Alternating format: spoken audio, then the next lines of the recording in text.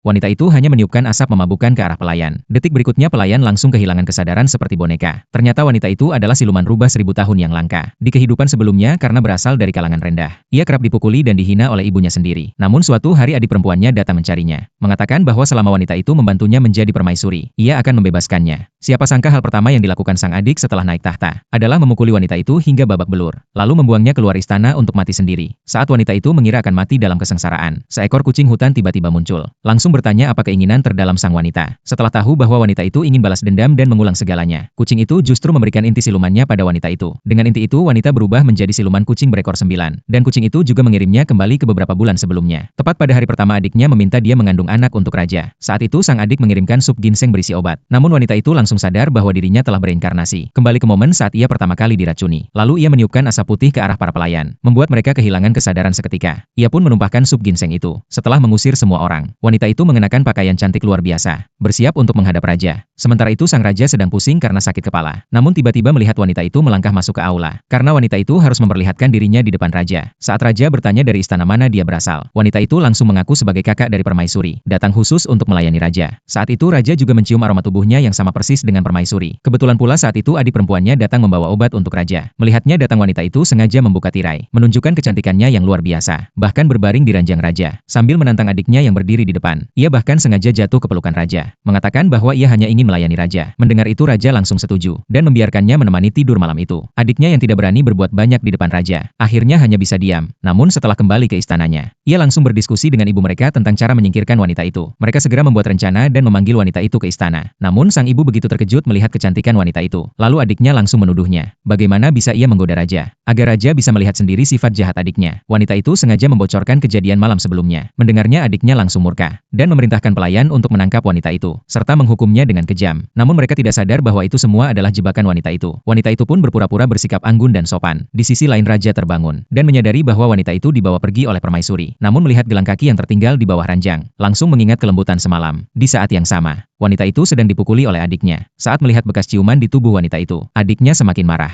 dan hampir saja membunuhnya. Namun wanita itu yang kini punya telinga kucing, langsung sadar bahwa raja sudah sampai di depan pintu. Ia tahu bahwa ibu raja dan ibu kandungnya dulu sama-sama berasal dari kalangan pelayan, dan paling membenci orang yang merendahkan status sosial. Maka ia sengaja menyebut bahwa di istana tidak boleh menghukum secara pribadi. Namun adiknya tidak peduli sama sekali, hanya terus memaki wanita itu karena statusnya yang rendah. Lalu memerintahkan pelayan untuk melanjutkan pemukulan. Namun di saat genting itu, raja akhirnya tiba di tempat kejadian.